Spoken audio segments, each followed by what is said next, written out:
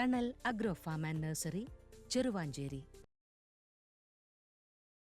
Kannur KSRTC bus സ്റ്റാൻഡിൽ തോന്നക്കൽ സ്വദേശിയെ കൊലപ്പെടുത്തുകയും തടയാൻ ശ്രമിച്ച ബസ് ജീവനക്കാരനെ കൊലപ്പെടുത്താൻ ശ്രമിക്കുകയും ചെയ്ത കേസിലെ ഒന്നാം പ്രതി ചേലോറ മുണ്ടയാട് പനക്കൽ വീട്ടിൽ പി ഹരിഹരൻ കുറ്റക്കാരനാണെന്ന് ജില്ലാ sessions judge KT Nisar Ahammad വിധിച്ചു. പ്രതിക്കുള്ള ശിക്ഷ കോടതി 30-ന് പ്രഖ്യാപിക്കും. കേസിൽ ജില്ലാ government pleader advocate K Ajith കുമാറാണ് പ്രോസിക്യൂഷന് വേണ്ടി ഹാജരായത്.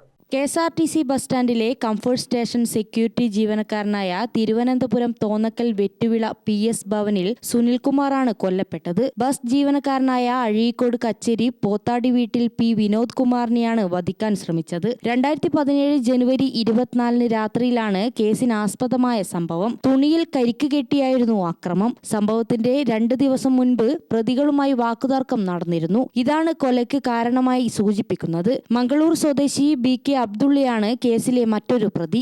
ഗ്രാമിക ന്യൂസ്, തലശ്ശേരി.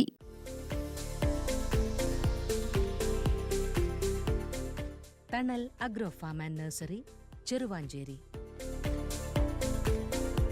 ഗാർഡനിംഗ് രംഗത്ത് 1/4 നൂറ്റാണ്ടിന്റെ പരിചയ സമ്പത്ത്.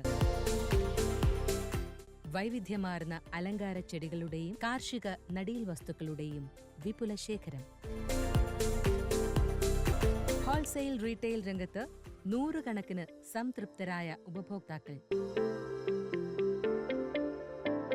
വിദഗ്ധരുടെ മേൽനോട്ടത്തിൽ ഗാർഡനിംഗ്, ലാൻഡ്സ്കേപ്പിംഗ് ആൻഡ് മെയിന്റനൻസ് എന്നിവ ചെയ്തു കൊടുക്കുന്നു.